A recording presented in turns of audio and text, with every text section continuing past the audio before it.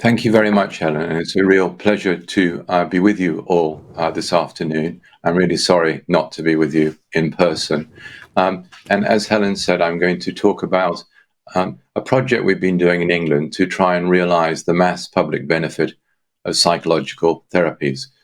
And I hope that some of the lessons that we've learned from this may be helpful in your very impressive work in pushing forward the prevention agenda.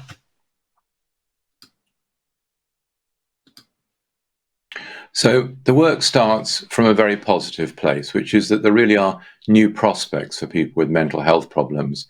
There have been major advances in the treatment, in treatment research, particularly developing psychological therapies that work rather well. And this has happened in the last few decades. And in England, we have a government body called NICE, which issues clinical guidance on what works and what doesn't in medicine. And for some time now, it has been recommending psychological therapies as the first choice interventions for depression, for all anxiety-related disorders, and eating disorders. You might say, well, why first choice? Because we all know medication is also helpful for these conditions. And the real reason for that is that psychological therapies teach you some new skills that you can not only use to overcome your current problems, but you can use to prevent future problems. And so you get a much lower relapse rate in depression if it's psychologically treated. And for those chronic anxiety disorders, once you recover, you stay well. And that, of course, prevents a lot of the adverse effects on your life that would have happened otherwise. So that's the good news. The bad news is that in almost every country, most people don't benefit from these advances. And that's not because they don't want to benefit. So there are over 30 surveys in different countries asking the public, if you had a choice between an evidence-based psychological therapy or medication, what would you prefer? Of course, some people say, please give me the medication. But in a ratio of 3-to-1, the public says we'd like psychological treatments. No country in the world gives the public what it wants. There is nowhere where psychological treatments are more common than medication. In the UK, back in 2007, before we started the initiative I'm going to tell you about, the situation was particularly bad. We estimated that only 5% of people with depression or anxiety were getting an evidence-based psychological treatment. So more were getting some treatments, but they weren't evidence-based. So what did we try and do about it? Well, we've developed what we call the Improving Access to Psychological Therapies, or IAPT program. And that has a simple aim of vastly increasing the availability of effective, and by that we mean NICE recommended, psychological treatments for depression and anxiety disorders. And it does that firstly as a training exercise. It trains a large number of psychological therapists following a strict national curricula and a competency framework to deliver these treatments. And then it employs them in new specialist psychological therapy services. We've employed about 8,000 therapists so far, and it goes out of its way to measure the clinical outcomes of all the patients who are treated and to publish that data so there's full public transparency, so the government can see whether its investment is paying off. This is, of course, a large program, but it came about because it's based on very sound economic and clinical arguments. So what are they? Well, the very detailed arguments are in my book with Richard Layard called Thrive. In the picture with a sort of tree growing out of someone's head is the Australian and UK version. The rather more garish yellow one is the US and Canadian version, and the one on the right is the Dutch version. But the arguments are summarized in detail there. But the key points are, firstly, that untreated depression and anxiety is very costly to society. It depresses the gross domestic product of most people who are at work, find they're much less productive because their mind is somewhere else on their worries, what we call presenteeism, and partly because many people, of course, can't work because of their mental health problems or work less. So we argued that actually implementing evidence-based treatments at scale would actually cost the nation very little. And the reason for that is that as long as they're effective, then you save your healthcare system an enormous amount of money in reduced costs of concurrent physical problems. And that's very well established. But also, you save your treasury a lot of money because, of course, as people get back to work, you get more tax revenues and you're using less state benefits. So we estimated that the savings for implementing psychological therapies, if you do it well, are about twice as large as the cost of doing the project. So it's an economic no-brainer, as long as you can do it well. So, of course, the first thing you need to know then is, can we actually train many therapists working in routine services to deliver these treatments really well? And secondly, can we really show that we've done that? Because can we solve the problem of not getting data just on a few people, but on getting data on absolutely everyone and reporting that? And both of those turn out to be possible. To get all the data, you need what we call a session-by-session outcome monitoring system, where people rate their anxiety and depression every time they're seen. And then even if they stop therapy earlier than you anticipate, you have a final endpoint. We use this initially in setting up a community survey to help the victims of a terrorist bomb, the Omar bomb, and we are treating PTSD. And we managed to get data on essentially everyone in a very difficult community setting. So that's the sort of outline argument. How was it advanced? Well, it was really a coalition between clinicians and economists. And we got together to try and advance the argument to the government. The chap in the in the blue shirt there is Richard Layard, who is a leading economist, and I led the academics and clinicians. And in our lobbying, we laid out the arguments in some pamphlets that were published in newspapers. The Depression Report was one of them.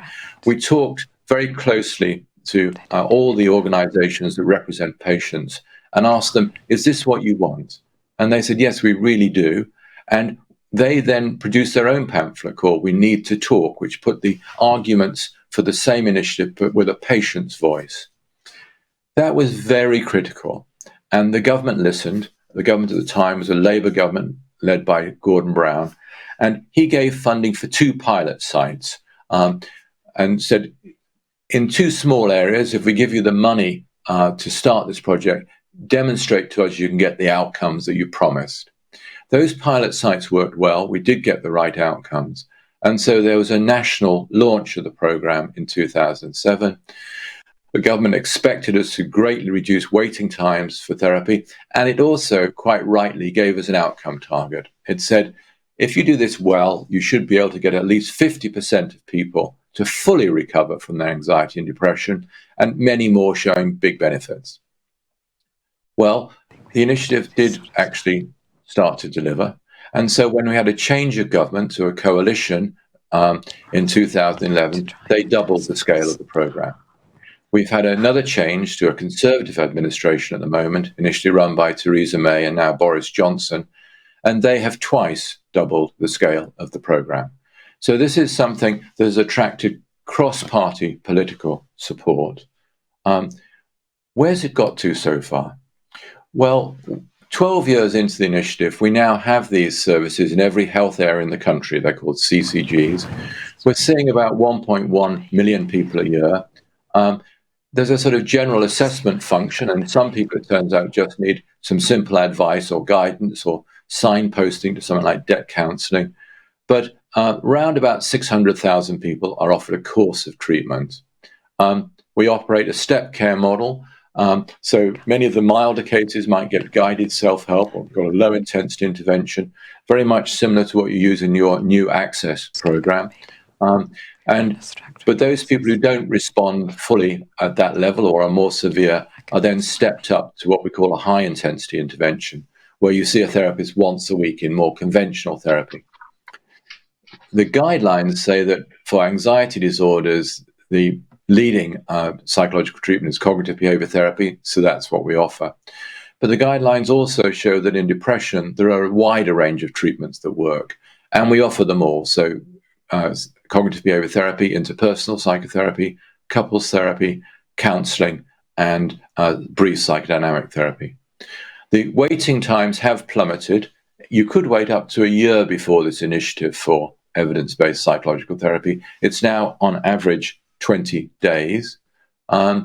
Patient satisfaction is high. Everyone's asked at the end of their assessment, are they satisfied with it? And also at the end of treatment, did you get the help that you wanted? And you can see 96% of people are completely or mostly satisfied with their assessment, 93% for the treatment. So that's the general patient satisfaction. But what about the clinical outcomes? Well, firstly, this session-by-session monitoring does get us data on 99% of that 600,000 people we see. So we really know what happens. And we're finding that 7 in every 10 people, currently 68%, show really substantial reductions in anxiety and depression. That's what we call reliable improvement.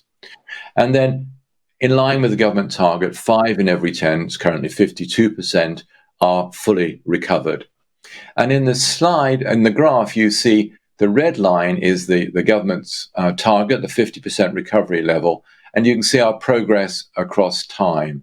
And you can see we didn't get to our target immediately. It was really hard work to do that. We started more like 40%. But for the last 40 months, every month, we've exceeded the target. So what was happening as we were sort of improving the outcomes of the services?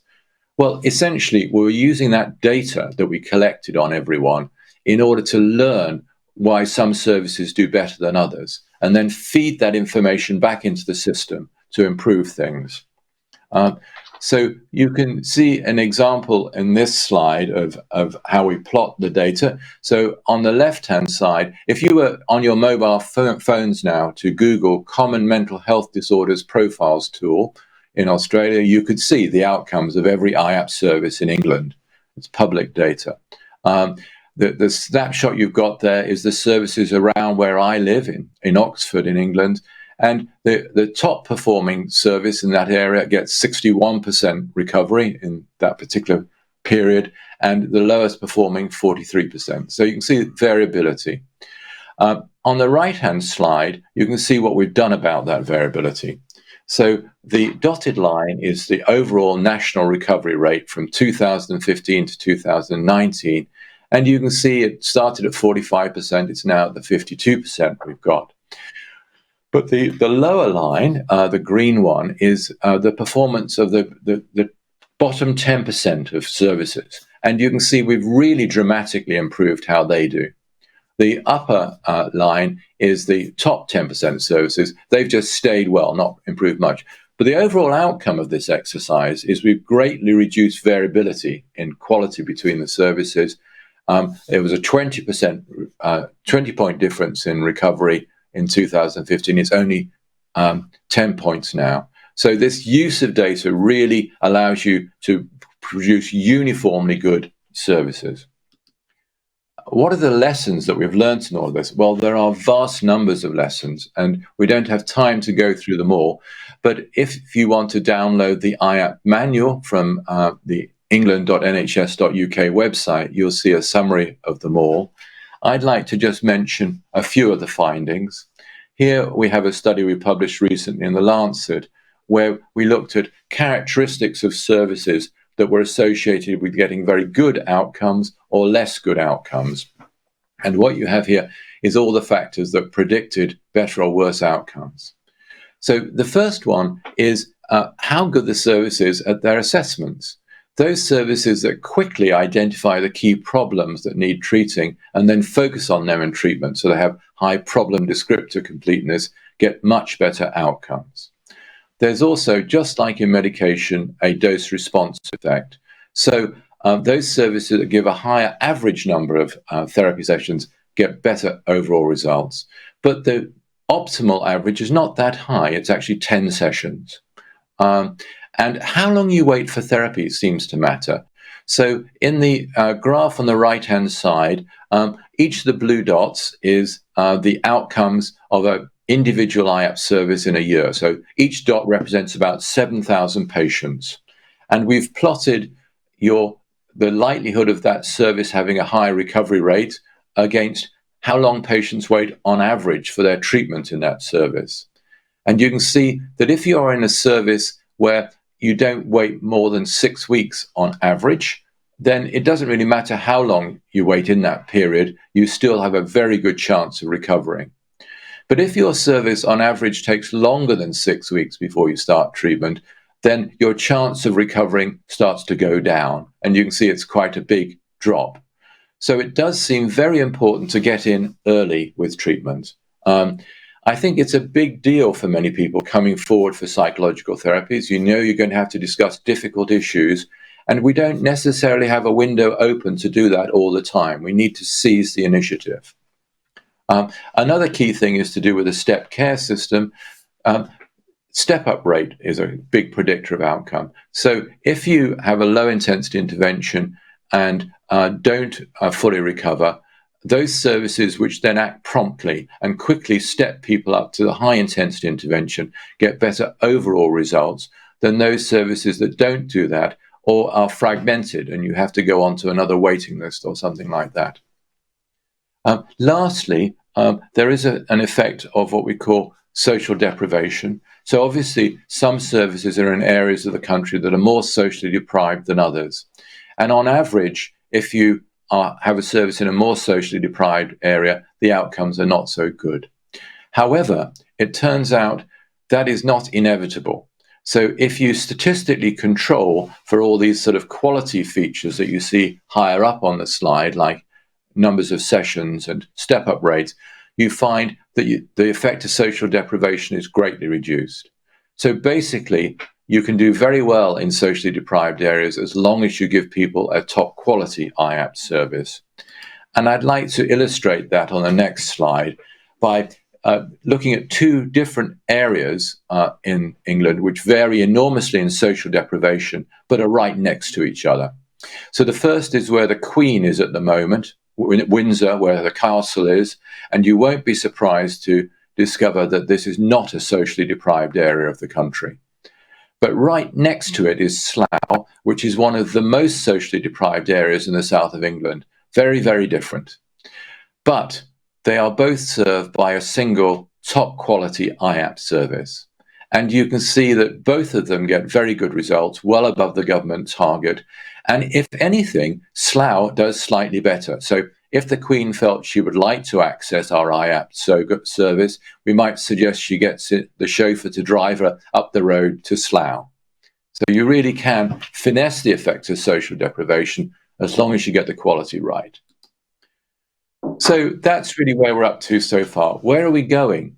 Well, the successive governments have really been pleased that we've delivered what we promised. And so they've committed to doubling the program again.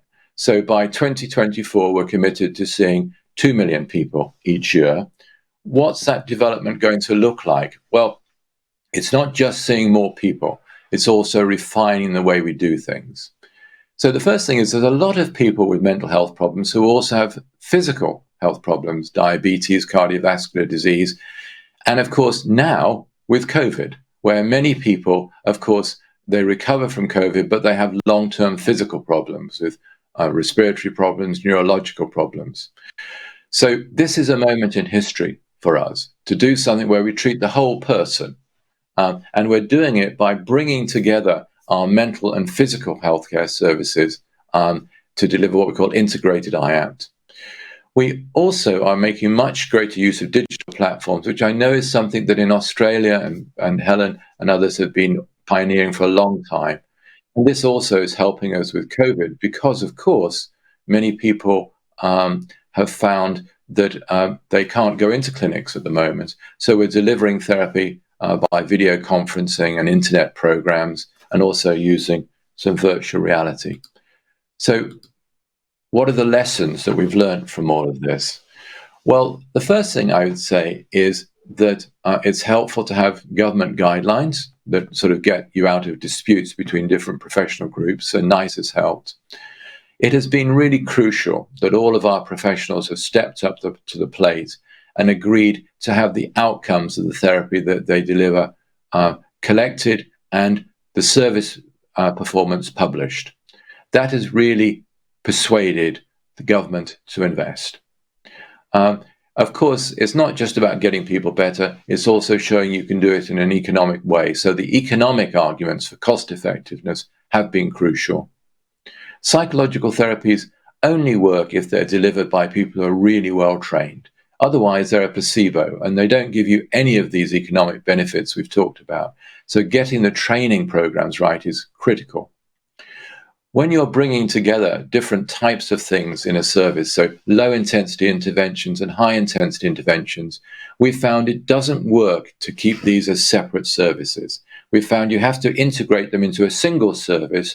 So if someone doesn't fully respond, say with computerized CBT or low intensity interventions, then you need to be able to guide them quickly into the next intervention within the same system, even though you're bringing lots of different providers together. But the key to the system, of course, is IT, having a single way of monitoring people's outcomes and their journey through these different therapies. And it's very important that you have inspirational clinical leadership that doesn't focus on outcomes just as sort of arbitrary targets, but rather uses the data to create an innovation environment where everyone's really excited about what we can do to push the envelope further forward. And you see, we've done that pretty impressively.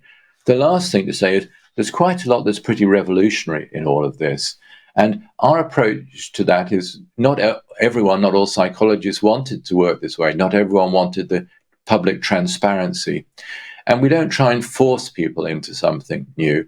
We have the principle of opting into the revolution. So those people who are excited by this join these new services, which are in addition to what we've already got. And that way we found that they really pull things forward. So that's really covered what I wanted to say. I'd just like to acknowledge that really the success of this program is down to the extraordinary IAPT workforce, those many thousands of therapists who feel freed up to deliver treatments the way they'd like to deliver them and get good government support and feel that they're being acknowledged in terms of their success because the data shows that they're working. They are supported by 4 different government bodies who each are responsible for different components of the program. Thank you very much. Thank you very much, David. I'm sure everybody's clapping very loudly in their isolated chambers, wherever they are. And I want to congratulate you on your work. I think it's just quite fantastic. And I think it does give us a bit of a guide to what we might do in prevention. There's many audience questions, but I'm going to ask you one, which is how important do you think it is to set government mandated targets with financial penalties for not meeting them or reward for meeting them? Well, I think a target based on outcome is a good one. It's always going to be arbitrary, and so you can't get too obsessed with it, but it does keep us focused on what matters to patients, which is whether what we deliver actually helps them. And patients really like the fact that the data's reported.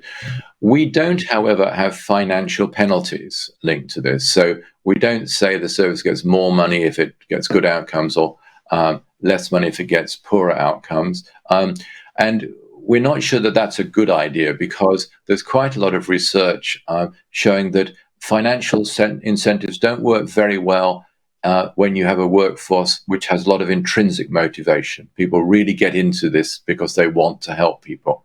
It works well if you're running coffee shops and things and you want people to get their cups of coffee quickly and you have targets for that, but not so much for the intrinsic motivation. So we say, the fact that the data is published and everyone can compare how they're doing gets these people excited in moving things forward. And as long as you use the data that way, that improves the performance without necessarily putting individual in financial incentives. But of course, it is a very economic way of delivering therapy. And of course, you've picked up the low intensity bit in your very innovative new access program. So it is crucial that you're delivering it economically.